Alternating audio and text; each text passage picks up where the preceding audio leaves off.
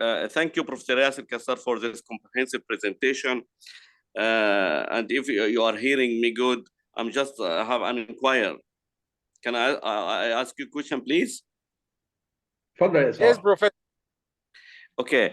I just understood regarding the urgent cesarean section, the difference between urgent cesarean section and the elective cesarean section regarding thromboprophylaxis.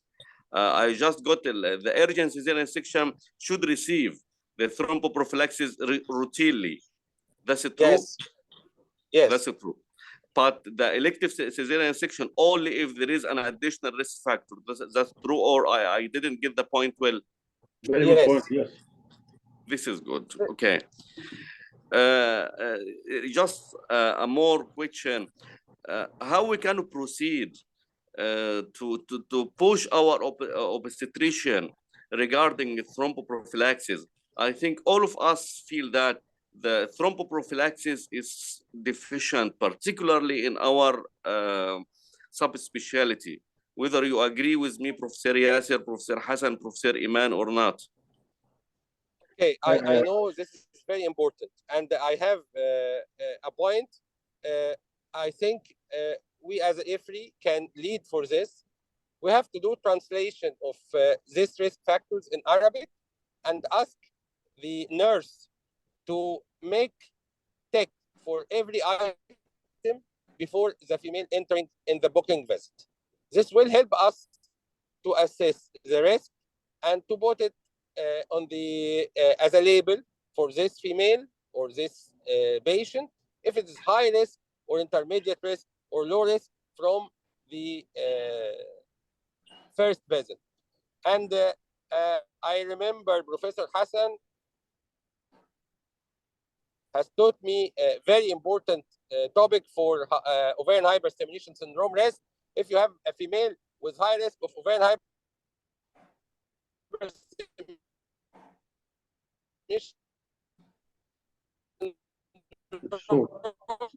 sorry, your net is somewhat interrupted. الصوت راح يا الصوت راح الصوت راح. Please, Dr. Yasser, the internet is somewhat. في questions برضه يا دكتور صلاح، في questions من الفلور. Yes. بس يرجع الصوت بتاع الدكتور ياسر لحظة. We can do this for thromboprophylaxis. ممكن يا دكتور صلاح ناخد رأي الدكتور نصر برضه. Again, نفس سؤالك هو برضه. You can hear me now? Yes. سامعني كده يا دكتور صلاح؟ كمل الكلام بتاع حضرتك. ما سمعناش من الأول خالص ولا حاجة ولا كلمة. احنا وقفنا دكتور ياسر، احنا وقفنا من كده ساعة الدكتور حسن ما جايدد يو او وات ايفر ريجاردنج الاوفيريان، ما سمعناش بعد كده تاني، بليز. Okay. We can make translation in Arabic for these risk factors. The nurse can guide us before the patient is entering to the doctor by doing take for every item, and we can stratify the risk for the female from the booking visit. It will be very easy for us if the female enter for your clinic with just a form which is written in it, and we can count the risk and put it from the first visit. Very good. I think this is a very good idea, and this is sure will. Yes. Okay. نفس السؤال. ممكن نسمع رأي حضرتك how to raise the arousiness of the obstetrician towards routine thromboprophylaxis. To increase awareness, Dr. Hassan. Yes. Yeah, this is particularly important, and this starts with even premarital counseling. I mean, as early as premarital counseling, antenatal counseling, and the magnitude of the problem, this can be made use of by the nursing staff. The counselors need not be doctors only, but others. And the risk stratification is all important during the antenatal period for prophylaxis, and in the labor ward. This is particularly important. While the lady is still in the operative suite or the labor ward, she should be counseled for postnatal thromboprophylaxis, which is all important. So it is our role all together. And this is one of the reasons why we are here gathered this evening, is to raise more awareness among us as obstetricians, gynecologists, the lay persons and the nursing staff. Thank you, Professor Ahmed. And just I have a comment. I think this is a very important start point regarding routine thromboprophylaxis in our specialty. But I think Professor Hassan, Professor Iman, we should urge the Sanofi to conduct a more physical campaign against supporting thromboprophylaxis.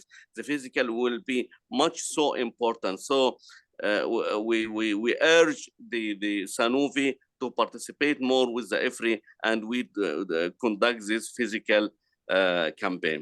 طبعا Professor طبعا Iman. بعد اذنك واذن ايمان يا صاحبي، دقيقه واحده، واحمد وياسر. هي سانوفي عاملين شغل كويس من فتره، وكان في قبل كده برضو ميتنج وحضرته، حضرته مع الدكتور احمد نصر، واظن كان الدكتور ياسر موجود برضو، كان في القاهره. والنقطه الحقيقيه the real point is انه في اساتذه وفيري ريسبكتابل وبتاع يقول لك انا ما اقدرش ادفع على انا الفلوس دي. Yes. فانا مش بعمل ده، يعني هو he will not do thromboprophylaxis intentionally. وده موقف صعب شويه، لانه لما انا سالت، كان في القعده دي كان قاعد حد بتاع اوعيه دمويه، سالته قلت له ايه الريسك of undiagnosed pelvic thrombosis والريسك of undiagnosed thromboembolism، كان ريسك عالي جدا. فمين يملك الحق ان في الناس اللي عندهم الريسك فاكتور زي باينهم دكتور احمد نصر ودكتور ياسر انه يقول لا مش هديهم بروفيلاكسس؟ اي ثينك ان ده صعب، يعني مش من حقه، لانك انت ممكن ما تكونش شايف دي في تي في الرجل، لكن يكون جوه في اللنج ومش باين، او في البلفس مش باين، ويعمل مصيبه بعد كده. فالستيكينج للجايد لاينز مهم في النقطه دي. وانا يعني بعد اذن احمد، بروفيسور احمد نصر وبروفيسور ياسر، يا ريت يقدموا 3 or 4 بوينتس للدكتوره ايمان كهيد اوف بورد اوف تراستيز، والدكتور صلاح كرئيس التنفيذي للمؤسسه، ان الاربع بوينتس دول يبقوا بروموتد. احنا عندنا على الويب سايت بتاعنا في ستيتمنت على الثرومبوبروفيلاكسيس بسيطه جدا، لكن لو قدموا احمد نصر وياسر للدكتور صلاح والدكتوره ايمان مقترح وتناقشوا مع سنوفي، نقعد قاعده ثانيه برضو، قد يكون حاجه مفيده جدا. انا اسف ان انا طولت. شكرا دكتور حسن بيه، ونعمل هذا الكلام. استاذنكم في questions عشان احنا طبعا واضح اتس فيري فايتال توبيك. فانا هبدا بالاخر وبعد كده نرجع الاول تاني. كان ذا فارماكولوجيكال ده الدكتور احمد والدكتور ياسر، كان ذا فارماكولوجيكال ثرومبوبروفيلاكسيس برضه هم الناس بتصم يعني بتريتشيك المعلومه، be replaced by mechanical method like stocks etc. good hydration early mutate especially low risk patient 2 or less risk factor for days postpartum. دكتور احمد راي حضرتك ايه؟ انا متفق مع الجزئيه دي يا دكتور ايمان. Let me tell you that it is also recommended if you are having fewer than 2 of the risk factors, it's still calibrated, validated, personalized. If you have ولا اقل من 2 يا دكتور احمد مع بعد اذنك؟ less than 2. هو هنا قايل low risk patient. لا less than 2. لا less than 2 factors if you have just one. تمام. And you can go for non-medical or non-pharmacological strategies like only one, but 2 or more. Yes, less than 2. You have to take thromboprophylaxis. Yes. هنا في What is written in the what's it's written in the guidelines is 2 or okay. يا ريت يا احمد ان البوينت دي تكتبها داون دلوقتي، وتبقى ري ادجستمنت للافري ستيتمنت بعد ما يوافق عليها الدكتوره ايمان والدكتور صلاح، وتنزل على الويب سايت. This is a very good point. او ككومبرومايز. يعني السؤال الثاني صلاح ممكن تقراه لو سمحت؟ يس. انا في سؤال مهم استاذن حضراتكم، ممكن اقرا السؤال يا صلاح من على الشات.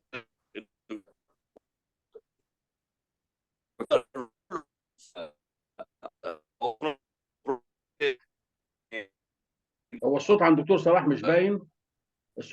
صلاح مش باين، فلو ممكن نقرا السؤال اللي هو موجود برضه موجه للدكتور ياسر. I think the role of nursing staff should be during admission. Otherwise, in the antenatal clinic followed up should be obstetrician who is calculating the risk. يعني دور النيرس امتى ودور الكلينيشن امتى يا ياسر؟ النيرس دورها بس ان هي امتى بيقول لك امتى؟ فقبل ما تدخل للدكتور في اول قبل بوكينج الادميشن. قبل الادميشن. بعد كده الدكتور هيشوف الشيت ويشوف الريسك، وهو اللي هيتكلم مع المريضه وهيريكونسيدر الريسك لو حصل حاجه ثانيه. فيري جود. دكتوره ايمان في سؤال وراه برضه لو سمحت. if women take Clexane ثانية if women حلو take السؤال ده، Clexane حلو السؤال and ده. go on labor rapidly what to do intraoperative. يعني هي خدته خلاص الكليكسان وراحت داخله في ولاده. احمد، دكتور احمد نصر. in this critical situation, of course, we don't have. If labor, if she goes in labor, this does not mean that she's going to deliver instantly. I mean, if she goes for normal labor, normal precautions with epidural analgesia should be cautioned, of course, should not be used. Unnecessary venipunctures, venous lines, and so on. But if she goes for a C-section, this is an important issue. While having received low molecular weight heparin in less than 6 hours back, how dangerous? There have been reports, Dr. Hassan, that states that you can go for as little as 3 or 4 hours. It's still safe. So you are not expected to face a lot of bleeding. But if this is the case, have protamine sulfate ready, go for other methods like anti-venous, anti-thrombosis, stockings, and so on, and be ready for bleeding. We know that the only antidote is protamine sulfate. We know that. But most does protamine sulfate cross the placenta? Yes, it does. But so, there has been some in the literature, some of the side effects, but not serious ones, not major side effects. So it is two way again. Yeah, of course it is. But this rarely happens. If a woman goes in labor into the cesarean section theater less than 4 hours since she last took Clexane. It's challenging. Happens. ياسر هل ممكن نعمل حاجه تو افويد ان احنا نتزنق في الوقت ده؟ يعني قبل ما ندي واحده موجوده في الوارد مثلا كليكسان ناسس مثلا مده الولاده، ناسس الفيتال ويل بينج، ناسس كذا حاجه عشان ما نخشش في موقف البايخ ده. والله يا دكتور احنا ببساطه شديده بنحاول بقدر المستطاع ان احنا في الشهر التاسع لو الست قربت على ميعاد الولاده ان احنا نبقى كوشس شويه ونري اسس الريسك، ولو قدرنا نوقف الكليكسان نوقفه. ويعني ودي بتبقى بوينت مهمه جدا. وفي حاجات تانية غير الكليكسان بتبقى مدتها اطول، بتقعد 3 ايام، فبتحتاج ان الست تكون موقفاها قبل 3 ايام. فبيتهيألي ان احنا برضو we have to reassess الريسك in practice، والست لما تدخل في الشهر التاسع لو ينفع انها توقفه هيكون افضل. لو اتحطينا في الموقف ده بنحاول، لو احنا هتولد نورمال مفيش مشكله، لو هتولد سيزاريان بنحاول بقدر المستطاع ان احنا نطول المده لما نعدي بس 3 ساعات على ميعاد الجرعه. وبنراعي ان احنا ما نديش سباينال انستيزيا طبعا عشان احنا مش عارفين الريسك هيبقى عامل ازاي. فيري امبورتنت بوينت موضوع السباينال طبعا. ونوقف البليدنج على قد ما نقدر وبس. ده دكتور صلاح دكتور صلاح فين يا جماعه؟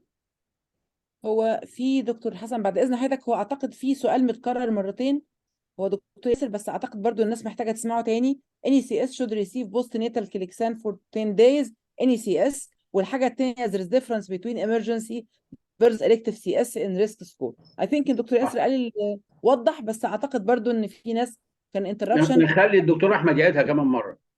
هل اي CS تاخد elective section? Yeah. Okay. Elective cesarean section has a score of 1, as we know, and if she goes for a cesarean section in labor, this is the question, not an emergency section. If she goes in labor, because if she goes in labor, the risk of thrombosis is increasing. Then she is a candidate, but then she has a score of 2. And if she has a score of 2, then she has to continue thromboprophylaxis for at least 10 days postnatal. This is the issue. If she has a score of 1, then mechanical methods would work fine. A lot of hydration, as I've mentioned, the ERAS or the enhanced recovery after surgery with compression stockings and all other pneumatic devices could work in such case. But if she goes for a cesarean section in labor, then she is a candidate at that very time for postnatal thromboprophylaxis for 10 days. Okay, excellent. And people are asking the discussion to be in English. So Dr. In Yasser, English, yeah, this is what I'm doing. yeah, Dr. Ahmed is, yeah. I have seen a lady with previous history of preeclampsia, no other risk factors. Should I start her on thromboprophylaxis antenatally? Just have a look. It's that simple. Just go back and have a look at the risk stratification. See where preeclampsia fits in the table which Dr. Yasser and myself have presented earlier in the presentation. High risk. The simple thing, then it's a score of 1, Dr. Hassan. It's just 1. If preeclampsia is Yes. syndrome, then you go for a more for a higher score, and management is consequently. Right. If a woman coming from the ambulance, you've never seen her before, and she's high risk, and she's in labor, exactly what you will do.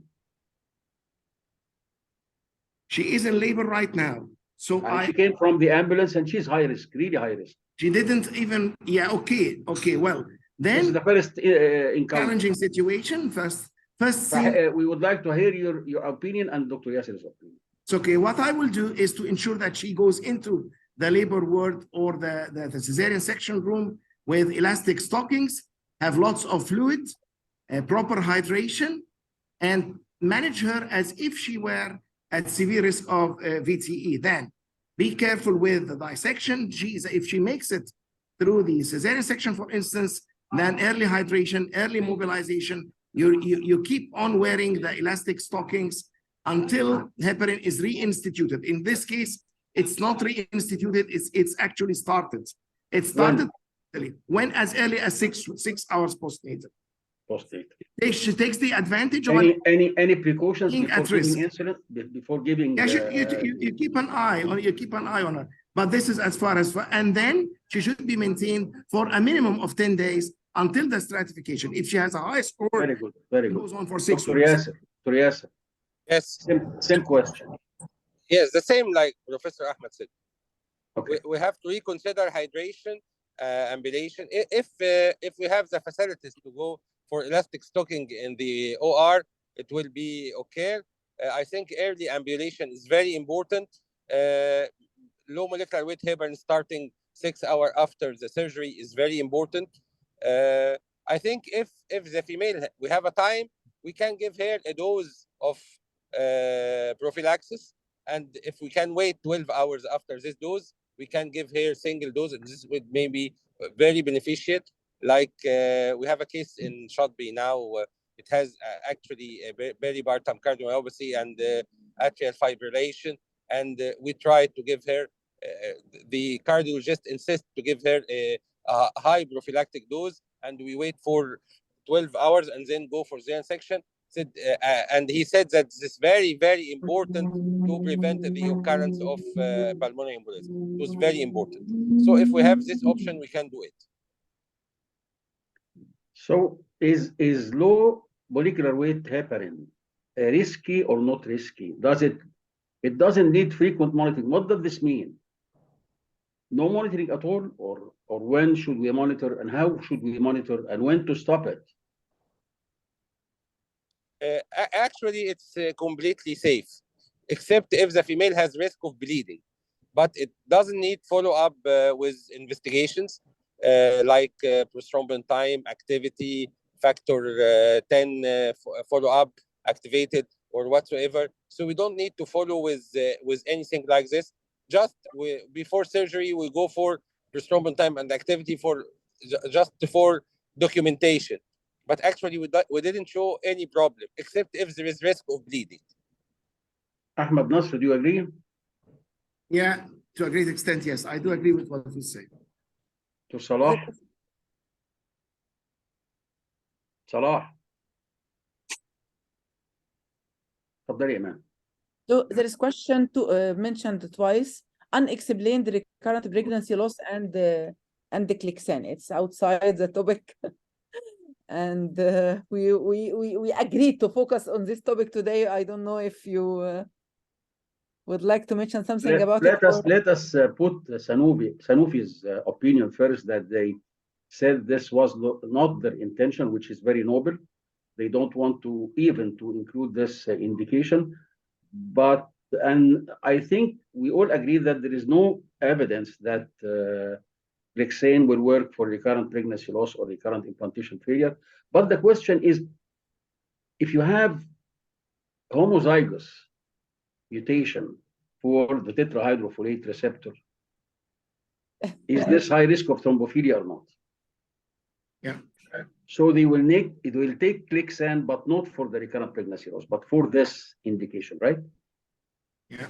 For the fear of thrombosis. Yeah. When should they take it? During induction, or when they get pregnancy, or when? This is high risk of thrombophilia again, right? If they have homozygous mutation. So they will take Clexane not for the recurrent pregnancy loss, but for the risk of thrombosis. When should they take it? When they should stop it?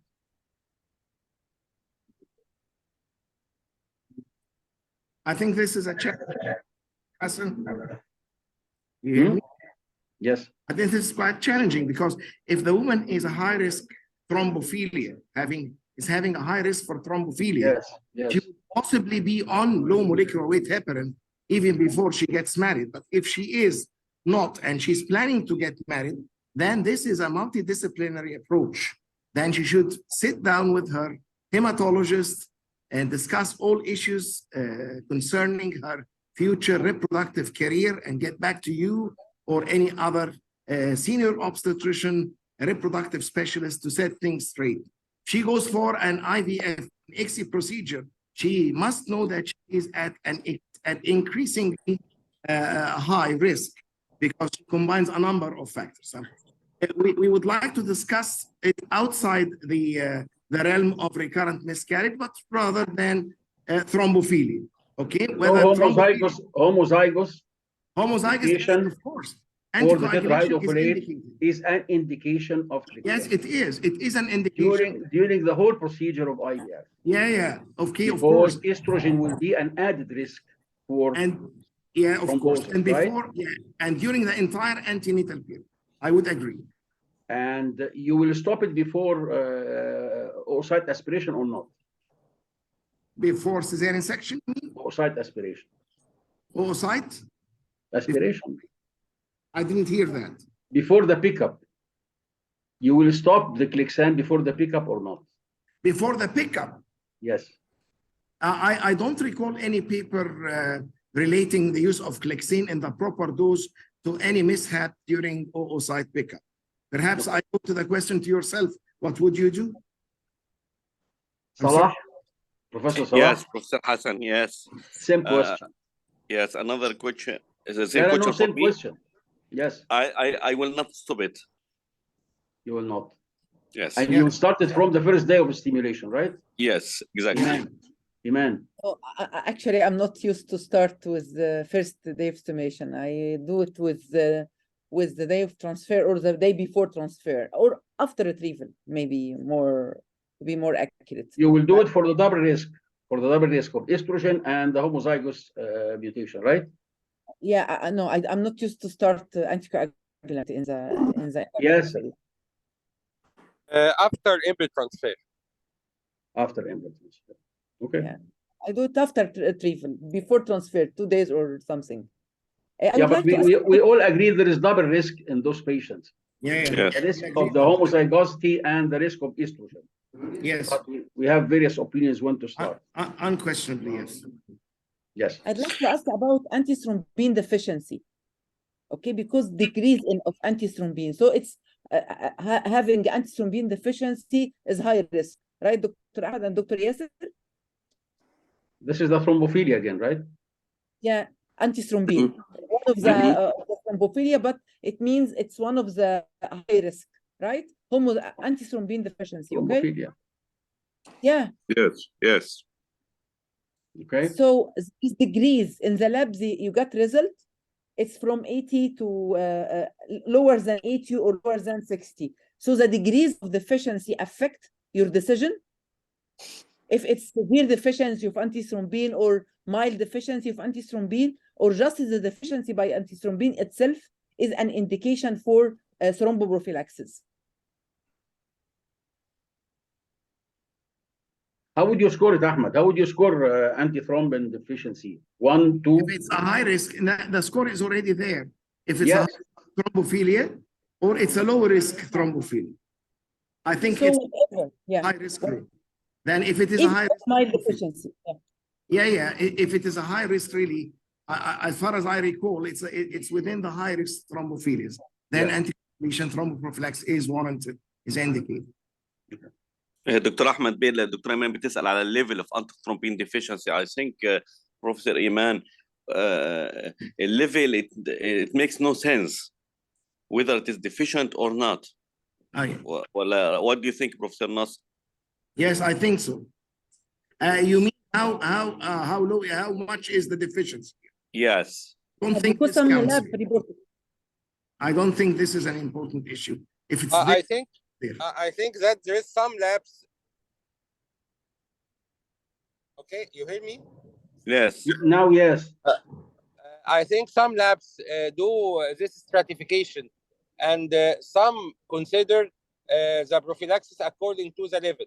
But I think it's high risk, so whatever the degree, we have to give prophylaxis. Are we all agreeing that thromboprophylaxis is safe? Personally, totally agree. I agree, yes. Yes, When properly indicated, totally safe. When properly apart from proper indication, let me clear this first. Thromboprophylaxis is safe because a lot of people are afraid of writing Glixan. So thromboprophylaxis is safe. Yes. Right? And there are limited conditions in which you may be afraid of thromboprophylaxis, and we've mentioned them: bleeding, intrapartum, etc. Yes. And if the point is expenses, no one has the right to cost the patient a more dangerous disease by ignoring thromboprophylaxis when it was appropriately indicated. Is this a right statement? تمام دكتور حسن بيه، رايت سيجمنت. انا برضو بفكر بنفكر بعضنا ان الكليكسان in particular it decreases thrombogenic activity at the same time it does not increase the bleeding tendency. So you can use it safely intraoperative. You are not in need to stop it preoperatively because it does not increase. You are hearing me? Yes, we hear you, but we are afraid of what you're saying. I think you're more knowledgeable than me. You're more knowledgeable, but I think we better keep our hands off till 3 hours or something like this. I don't know. You're very brave. Yes, I think Dr. Yasser, Dr. Nasser, whether Glixan increases the bleeding tendency or not. It increases, Professor. It increases? It's only cautious, Dr. Salah. Yes. Caution is being voiced about stopping it some 6 to 12 hours before C-section, 4 to 6 hours before vaginal delivery. And this makes sense, but if it really increases the bleeding risk or not, this is left for all of the attendees. I myself have witnessed the case. Myself, there is a little bit of increased bleeding. But whether it's life-threatening and how much it is on the counter side, we must weigh the balance, as Professor Hassan has said. Dr. Iman and Dr. Salah, if each one of you will mention 2 points in which you will lead EFRI and the whole professors and consultants of Egypt in that direction to discuss more applicability of thromboprophylaxis, addressing the problems, and as Iman said before, a SWOT analysis of thromboprophylaxis. How can you lead us? 2 points for Iman, 2 points for Salah. What do you want EFRI to do for the next month with Sanofi? Well, I see that there is deficiency, although it's very, it's very risky problem. But from what the response I see now, it's the awareness or, the full understanding of the issue and the sequences and its incorporation in our practice is not that sufficient. So I think we should focus on this. Like Dr. Yasser actually has suggested very nice proposal to give like for the risk factor. I see this is very nice, and we can spread this flyer to be reviewed by the doctor itself, of course, but the nurse will make it much easy for him to make the exact scoring.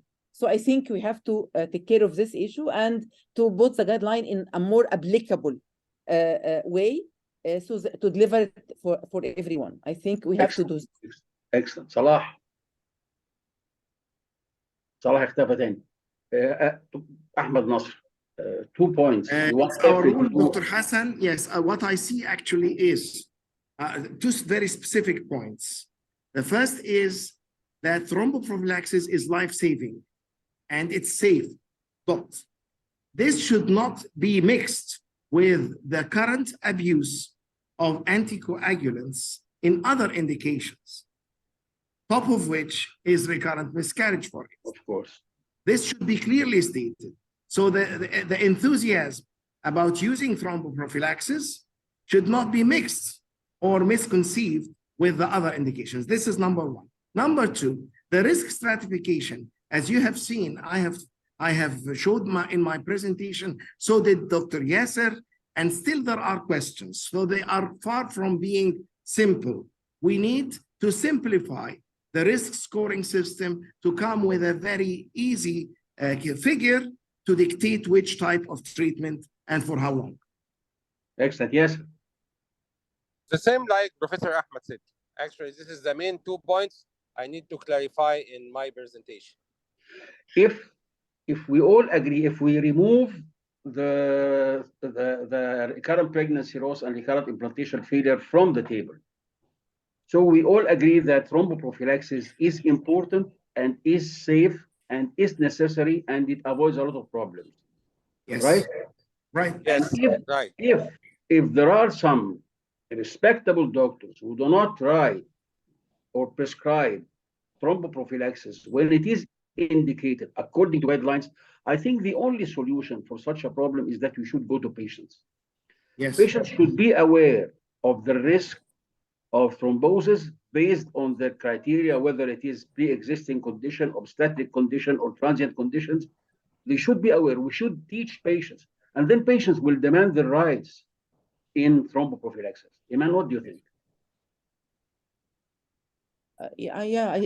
Actually, if we are keen to have like awareness for patients. What do you think about a patient-oriented thromboprophylaxis campaign done by EFRI? I totally agree. Like PCO campaign by EFRI, thromboprophylaxis by EFRI. So if there is anyone here from Sanofi, we would like to invite them to a roundtable meeting where we can start this campaign, because this will solve part of the problem as we are seeing the gaps, as Ahmed Nasser said, in the practice. Yeah. And I think Professor Iman and Professor Salah Rashid will lead us in this direction with Sanofi till we get this straightened. Inshallah. We are very proud. We are very proud that you have. It has been a long meeting, and still there is 100 participants present. Yeah, it's very rewarding, Dr. Hassan. Yes. Iman, do you want to close, or is there any questions remaining? Iman? Sorry, doctor. Do you want to close, or are there any questions remaining not answered? No, I think the list of questions are relevant to the talk, and we will have next webinars to solve the whole thing. So no, thank you. Professor Nasr, two important phrases that summarize the meeting. From your point of view. It's my pleasure and honor, and being part of the EFRI team. And it's wonderful to see 100 people still on hold after 90 minutes almost of discussion, and they are asking for more. I was very much proud and praised because the people are asking about future events and asking to be kept updated. And I think this is a great success. We have new leadership, Iman and Salah and the rest of the group. This is why EFRI is revived but again. You're the big boss, sir.